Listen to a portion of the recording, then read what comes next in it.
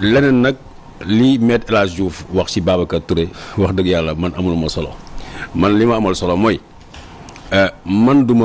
man paruma man awma camp man awma position bi ma taxaw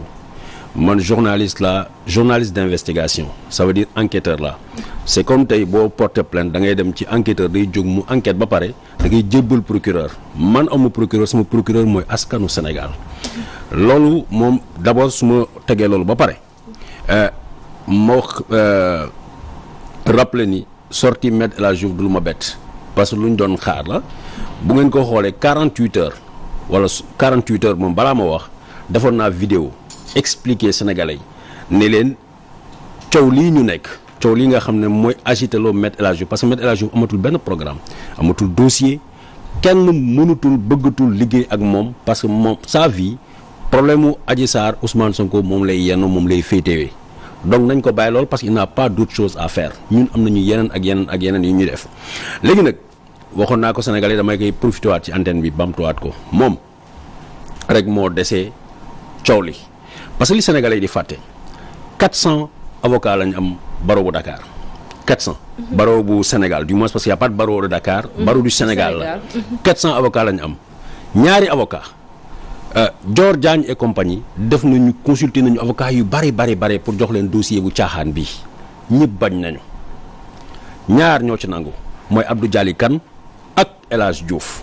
El Hadji Diouf booy fréquenter avocat yi booy fréquenter tribunal ñëpp dañ lay wax soo amee dossier boo bëggee mu am xumba mu am tàcc mu am fecc mu am baara mbay dañuy jël El Hadji Diouf loolu la ñëpp di wax léegi nag moom bu ñu ko dugalee ci dossier bi dañ ko dugal pour baara mbay bi ak loolu waxoon naa ko damay profité waat antenne bi mu wax ko Maître El Hadji Diouf doo avocat bu sérieux Maître El Hadji Diouf mësul gagné benn procès à la régulière procès bu normal procès tappale procès politique procès deal yooyu rek lay def donc loolu moo ko bàyyi ci dossier bi Abdou Dialy Kane mi nga xam ne mooy l'avocat bi ñu dénk dossier bi xam na ni dossier bi tappale la xam na ni dossier bi fen la bu fekk buñ ko fayee ba pare lu ñuy wax honoraire ak yooyu moom ci la ci pare waxatu ci mu ci see def benn déclaration ku ci def déclaration mooy Maître El Hadji Diouf parce que ñoom lii seen objectif waxoon naa leen ko depuis le début mooy gàqal deru Ousmane Sonko loolu rek la du pour tëj ko kaso du pour dara mais wax ni kii di woote ibaadu kii di woote ni moom salafiste la en réalité mais wax jooju mais dès le début dès le comment on appelle affaire bi le 3 février la ci dans la nuit du 2 ou 3 février la xew le 5 février laa def benn vidéo expliquer leen ne sénégalais yi li ma leen ragalal mooy ngeen génn ci biti ñu toppee leen pour participation à une organisation non autorisée attroupement atteinte à la sûreté de l'État waxoon naa ko sénégalais ne leen fa lañ jëm parce que yii yëpp dossier bi tàppale la pour ñu mën a dem jugement pour ñu dem tribunal mais yow juge d'instruction bu fekkee ne affaire bi dem na instruction wala yow enquêteur wala yow procureur da ngay am ay éléments yi ngay teg dossier bi amul élément dossier bi waxi Adji Sarr la waxi Ousmane Sonko te Ousmane Sonko sax dafa nekk sincère dafa nekk franc gis nga bu taxawoon ni mësuma woon dem fële bu fekkee ne néew na mosuma dem foofu Ndeye Khady mooy wax Ousmane Sonko ñëw na fii jëkkëru Ndeye Khady mooy wax Ousmane Sonko ñëw na fii Adji Sarr mooy wax Ndeye Ousmane Sonko ñëw na fii mais Ousmane Sonko bu taxawee mu ne ñëw ma fa kenn mënu ko prouver ni ñëw na fa parce que li nga xam ne moo war a prouver surtout mooy téléphone yi bu ñu bornee téléphone am da ngay xool encore seen dossier tappale dëgg la parce que seen pour la première fois ñu gis un dossier sérieux un dossier criminel amul li nga xam ne mooy kii réquisition téléphonique parce que bi ñu ko seetee ci numéro Ousmane Sonko gis nañ ni waa ji mosu faa demee ak téléphone am. D'accord. Donc lan moo ci des waa ji moo taxaw mu ne waa dem naa fa loolu lañ am. À part ça wax naa ko dama koy waxaat Maître El Hadji Diouf maa ngi dégg barki démb muy wax ADN du dëgg. du dëgg laa ci mën a wax. ci loolu ñu bëggoon a avancer donc. amuñu ADN. ADN bi muy wax noonu. parce que bu fekkee dafa wax ADN kon ça veut dire que dossier en cours bi mu wax ne dinañ ko ubbiwaat fii ki fan wala sax ci mois de janvier bi wala sax 2022 bi. donc mën nañu am yaakaar ne ADN boobu muy wax ci la sukkandiku pour wax ne dinañ ubbiwaat procès. ñi ci wax di yow dong sax ñu ci bëree bëri ñu xam ne ànd nañ ci dossier bi nee na dañoo teel a wax. ay tappale la ak yooyu yëpp nee na dafa teel ndax mu ngi ci loxo justice. waaw li nekk ci loxo justice mooy lan. mooy procès verbal bi Sénégal yi yëpp jot. mooy mennum procès verbal ba ci am ci procès verbal bi dañuy constituer lépp li nga xam ne mooy élément yi nga xam ne moom lañ am moom la ñu ni ñu koy waxati. moom la ñuy dajale lu ñu wax su voilà mooy élément yi ñu constituer yoo xam ne dafa bokk ci dossier bi amu ci test ADN boo xam ne def nañ ko et puis bu ñu naroon def test ADN foofu c'est très important ñu expliquer ko nit ñi li nga xam ne mooy section de recherche bu gendarmerie première anomalie bi ci am du section de recherche moo waroon sax enquête affaire bi puisque Dakar la xewee division des investigations criminelles moo waroon a gérer dossier bi c'est-à-dire lii mooy wane ni précipitation bi ci nekk division des investigations criminelles moo gère un dossier parce que c'est une affaire criminelle présumée criminelle qui se serait passée ci biir ville Dakar dikk moo ko waroon a enquête d'abord ñu tëggi loolu li nga xam ne mooy section de recherche bu fekkee ne ñoom dañu am réquisition wàllum viol commandant section recherche mooy bind réquisition au médecin gynécologue bu hôpital du beneen hôpital parce que gendarmerie ñoom kii la ñuy liggéeyee hôpital principal du yow yaay demal sa bopp ab gendarme ngay àndal mu dem jox enveloppe bi médecin bi ubbi ko mu defal réquisition bu pare ñu ne la yow demal sa yoon enveloppe bi dañ koy jox gendarme mu indi ko yow xamoo ci dara kaaw Adji Sarr dañ ko jëlee dans la nuit du 2 février daw ak moom dem seeti docteur Ousseynou Gaye bu hôpital CTO Ousseynou Gaye nag jël si ay mesures am ay ni ñuy waxee jël si ay précautions mu ni kii ma gis de 11 heures plus de 16 heures de temps kenn yeggul ci kawam kii ma gis xam na góor yàgg na loolu la ci wax.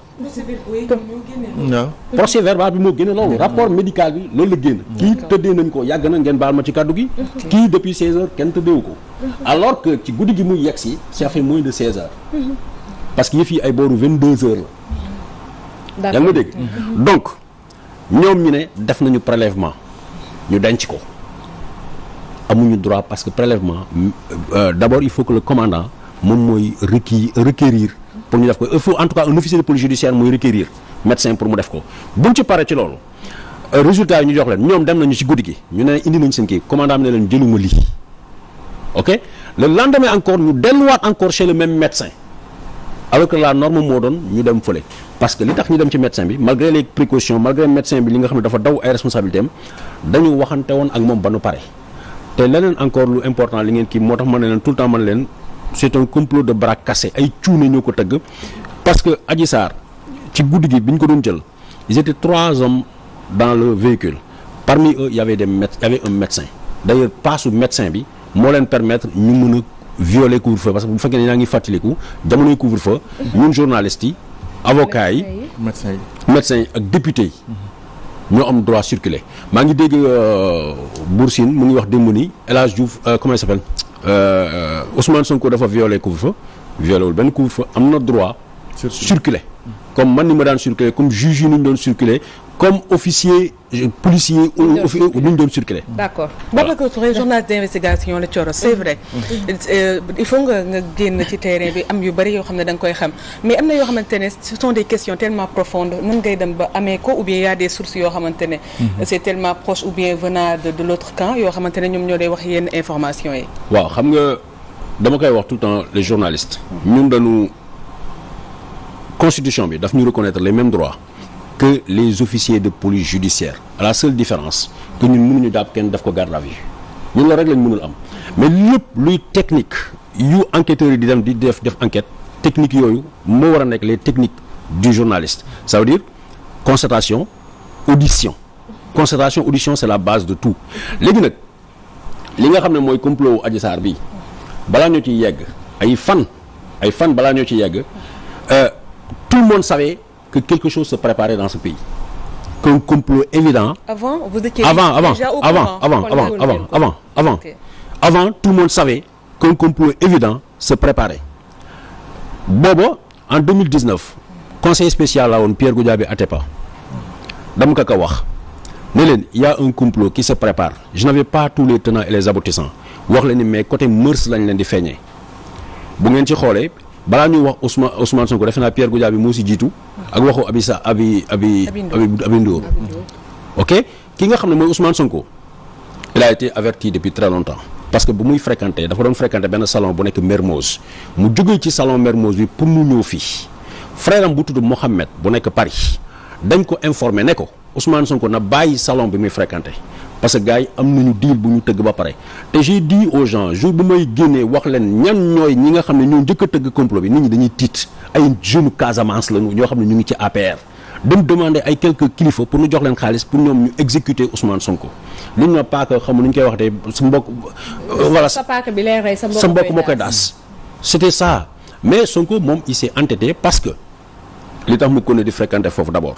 première chose bon expliqué na moom mais surtout dafa fekkoon benn xale bu jigéen boo xam ne Badji la sant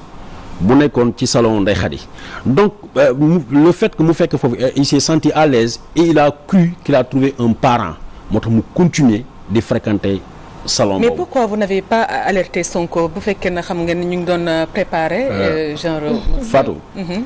su ma la buñ la doon wax ñaata ay alerte la nit ñi di joxe waxuma la Sonko mais ci keneen ak ci keneen ak ci keneen wax naa ko benn jour ne leen comment il s'appelle président Idrissa Seck bu ñu jëlee dossier présidentiel am pour bloquer ko ci campagne présidentielle man maa jël suma téléphone ma alerté ko wax ko ni tel à tel endroit fa lañ lee bloqué 8 signatures nga soxla boo ko defee ñu valider la sa